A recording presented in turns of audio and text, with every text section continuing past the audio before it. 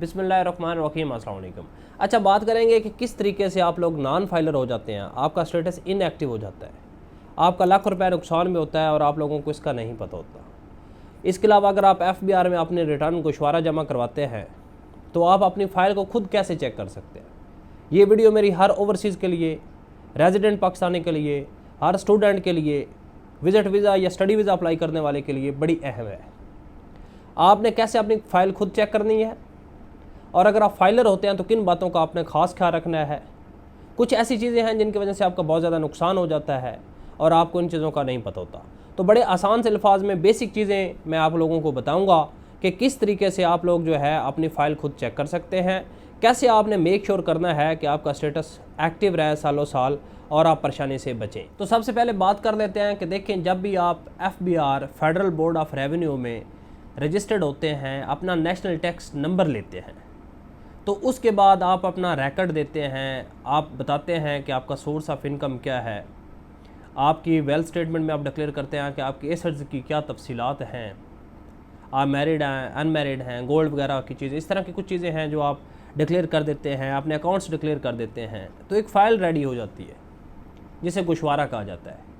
वो गोशवारा ऑनलाइन ही FBR के portal पे अपलोड किया जाता है, सबमिट करवाया जाता है और जब वो फ़ाइल अपलोड हो जाती है तो आपकी फ़ाइल सबमिट हो जाती है और जब फाइल सबमिट हो जाती है तो वो फाइनल फ़ाइल आपको मिल जाती है। अब यहाँ पे प्रॉब्लम क्या आता है, इश्यूज़ क्या आते हैं। यहाँ पे ये ज़रूर कहना चाहूँगा कि मैं अक्सर ये कहता होता हूँ कि दिहाड़ीदार से आपने अपनी फ़ाइल सबमिट नहीं करवानी। देखिए, ये जो FBR में गोशवारा है, ये जो फ़ाइल है, ये कोई मजाक नहीं है, ये कोई फ़न नहीं है, ये कोई ऐसी चीज़ नहीं है कि जिसको जिस तरीक़ा से आप चाहें, चाहे नील किसी भी एंगल में आप डाटा जो है वो डालें और बस उसको सबमिट करवा दें। हर पर्सन का केस जो है वो वेरी करता है, उसका पोर्टफोलियो जो है वो अलग होता है दूसरे केस से, उसकी सिचुएशन अलग होती है, सारी चीज़ें जो है वो वेरी कर रही होती है। तो हर केस को प्लान करना पड़ता है। इनकम टैक्स में सबसे बेहतरीन चीज़ होती है प्लानिंग। कोई भी प्रोफेशनल जो है वो अच्छे तरीके से प्लान कर सकता है। एक्सपर्टीज़ बड़ी मैटर करती हैं कि किस तरीके से एक जो क्लाइंट है उसके केस को डील करना है, पहली दफ़ा फाइलर हो रहा है तो किन चीज़ों का खास ख्याल रखना है। मेरे पास अक्सर जो केसेस आते हैं, लोगों को नोटिस आते हैं, पेनल्टीज़ होती हैं। रीज़न क्या है?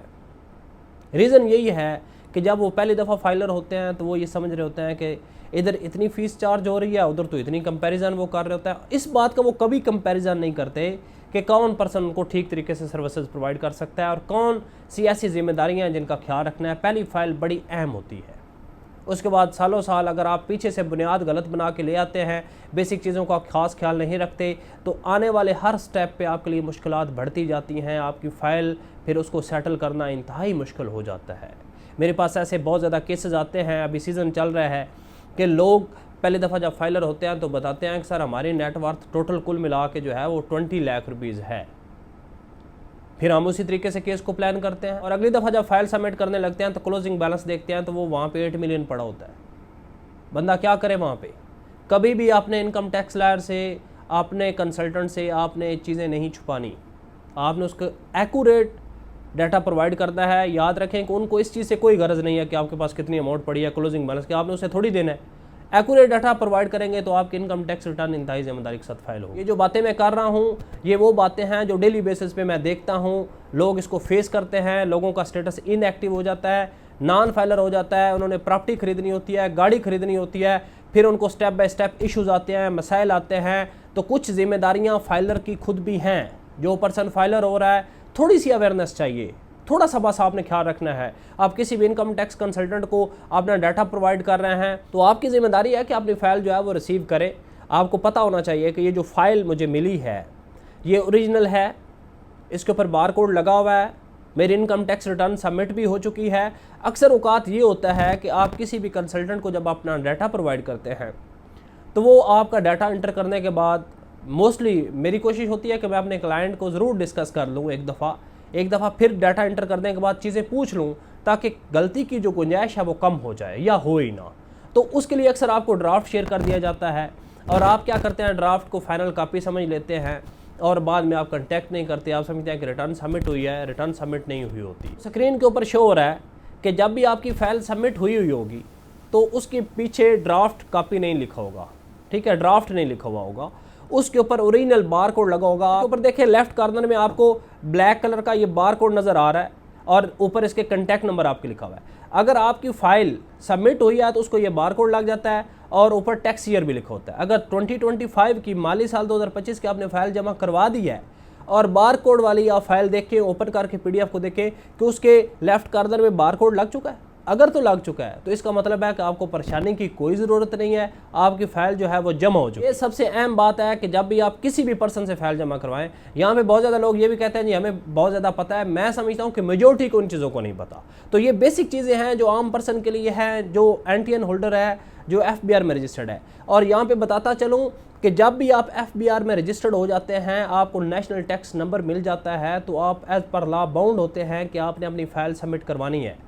चाहे आप रेजिडेंट पाकिस्तानी हैं, ना रेजिडेंट है, अगर कल पाकिस्तान में आपने प्रॉपर्टी कोई और इन्वेस्टमेंट करनी है, यहाँ पे बेनिफिट्स लेने हैं, सेविंग अकाउंट है, इन्वेस्टमेंट की हुई है, उसके ऊपर आपको इजाफी टैक्सेस देने पड़ेंगे। ना रेजिडेंट होने की सूरत में हरगज़ ये नहीं है कि आपको टैक्स में माफ़ी है। कल प्रॉपर्टी खरीदते हैं, सेल करते हैं तो आपको एग्जाम्पशन लेनी पड़ती है और एग्जाम्पशन के चक्कर में आपको बहुत ज़्यादा वेट भी करना पड़ता है, पैसा भी इन्वेस्टमेंट करना पड़ता है और हेडेक भी लेना पड़ता है। तो उससे ज़्यादा बेहतर है कि अगर आप नॉन रेजिडेंट हैं तो एज़ पर लॉ अपने आप को खुद को फाइलर करवाएं कि जो वहाँ से इनकम जनरेट हो रही है उस पर किसी किस्म का कोई टैक्स नहीं है। रेमिटेंस जितना पाकिस्तान आप भेजें कोई टैक्स नहीं है। तो वो एक तो वो अमाउंट वाइट मनी हो जाती है। कल आने वाले वक्त में फ्यूचर के लिहाज से देखा जाए, आज से 10 साल बाद, 5 साल बाद आपको परेशानी नहीं होगी अगर आप जिम्मेदारी के साथ अपनी फाइल सबमिट करवाएंगे।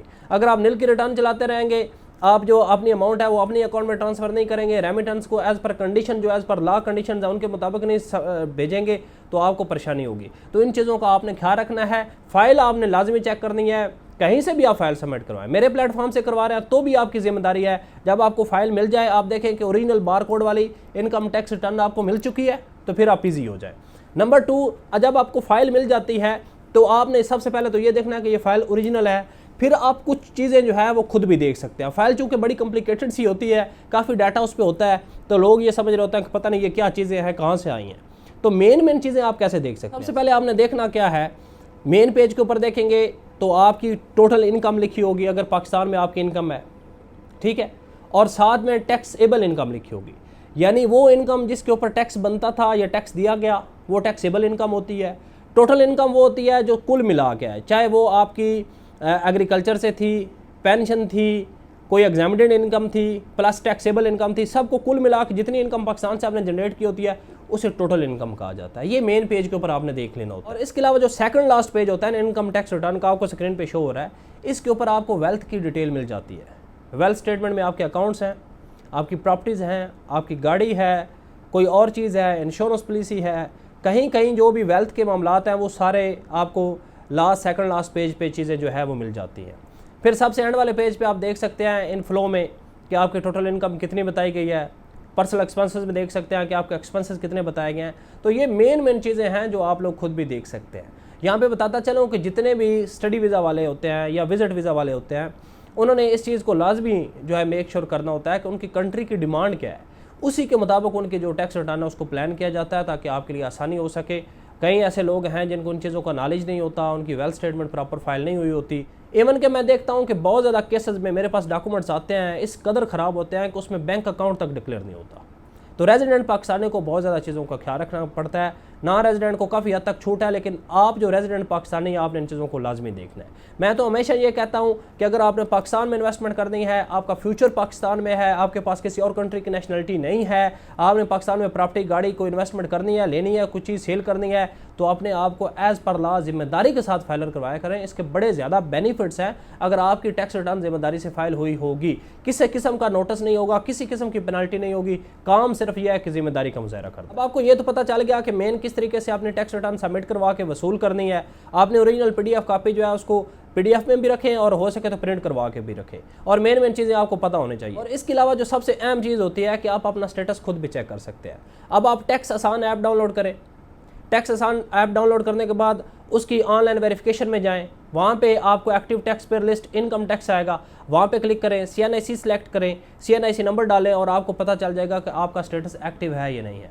तो अपना स्टेटस भी खुद चेक किया करें कि आप एक्टिव फाइलर हैं या लेट फाइलर हैं। और यहाँ पे ये बताता चलूँ कि अभी ड्यू डेट से पहले फाइल सबमिट करवाएंगे तो आपको बहुत ज़्यादा बेनिफिट है, आप रेगुलर एक्टिव फाइलर रहेंगे। ये गलती कभी मत किया करें। आप लोग सबसे बड़ी गलती करते हैं कि गोशवारा फाइल जमा करवाने में बहुत ज़्यादा सुस्ती दिखाते हैं। आप ये समझते हैं कि बहुत टाइम है। मैं ये कहता हूँ कि आप अगस्त के मिड तक, अगस्त के एंड तक अपनी फाइल सबमिट करवा दिया करें। उसमें ये होता है कि जो आपका इनकम टैक्स ला रहा है वो भी थोड़ा सा इजी वे में प्रॉपर टाइम दे के, प्रॉपर जिम्मेदारी के साथ आपसे प्लानिंग करके कोई चीज़ पूछने वाली है, कोई डाटा कलेक्ट करने वाला है, इस पर 2-4 दिन लग सकते हैं आपको डाटा देने में, तो वो आपसे प्रॉपर डिस्कशन के बाद फाइल सबमिट करवाएगा। अगर आप 29 सितंबर को रब्ता करेंगे और कहेंगे फाइल सबमिट करें, कौन टाइम देगा आपको? तो वो जल्दी में काम होते हैं। लिहाजा कोशिश किया करें कि टाइमली अपनी फाइल सबमिट करवाया करें, इसमें कभी सुस्ती ना किया करें कि अभी बहुत टाइम है, जिसकी वजह से फिर डिले हो जाता है और एट द एंड आपकी फाइल रह जाती है और आप लोग नॉन फाइलर हो जाते हैं। और आपके पास अच्छी गोल्डन अपॉर्चुनिटी भी है कि अगर आप ड्यू डेट से पहले सबमिट करवाते हैं फाइल, तो आप रेगुलर एक्टिव फाइलर होंगे। ये गलती आपने कभी भी नहीं करनी, लेट फाइल नहीं करनी। लेट फाइल करेंगे तो आप पाकिस्तान में लेट फाइलर का कंसेप्ट है, आप रेगुलर एक्टिव फाइलर नहीं होंगे, प्रॉपर्टी की सेल परचेज पे आपको इजाफी टैक्सेस देने पड़ेंगे। तो ड्यू डेट जो भी हो, यानी कि इस दफ़ा 30 सितंबर है जो कि एक्सपेक्टेड है 31 अक्टूबर तक इजीली जाएगी, इस ड्यू डेट से पहले पहले आपने फाइल सबमिट करवानी है। पाकिस्तान में अगर आप फौरी फाइल सबमिट करवाते हैं तो सेम डे में मेरे प्लेटफॉर्म से आप एक्टिव फाइलर हो सकते हैं। अगर आप न्यू फाइलर होना चाहते हैं तो भी, अगर आप लेट फाइलर या नॉन फाइलर हैं और आपने सिर्फ 2025 के टैक्स रिटर्न सबमिट करवानी है, तो सिर्फ 2025 के इनकम टैक्स गोशारा जमा करवाने के बाद आप फौरी एक्टिव फाइलर हो जाएंगे और उसके बाद आपको टैक्सेस में रिलीफ मिलेगा। चाहे वो प्रॉपर्टी की सेल परचेज है, चाहे वो कैश विड्रॉ है, चाहे वो गाड़ी की सेल परचेज है, कोई और इन्वेस्टमेंट है, सेविंग अकाउंट है, कहीं पे भी आपने म्यूचुअल फंड में इन्वेस्टमेंट की हुई है, व्हाटएवर कहीं पे भी है, नेशनल सेविंग सेंटर में है, तो आपको उसमें टैक्स में अच्छा खासा रिलीफ मिलेगा। मैंने यहाँ पे ये भी देखा कि बहुत ज़्यादा ऐसे लोग हैं जिनका सेविंग अकाउंट्स हैं, वहाँ पे इन्वेस्टमेंट पड़ी हुई है, लेकिन उन लोगों को पता नहीं चलता, उनका स्टेटस नॉन फाइलर हो चुका होता है और 1-2 माह बाद उनको पता चलता है कि उनका तो लाखों रुपया इजाफी टैक्स कट गया। जैसे कि आपको पता है फाइलर के लिए 20% टैक्स कट रहा है प्रॉफिट के ऊपर और नॉन फाइलर के लिए 40% कट रहा है। तो 20,000 ज़्यादा रुपया जो है वो 1 लाख के ऊपर कट जाएंगे अगर आपको नहीं पता होगा कि आपका स्टेटस एक्टिव है।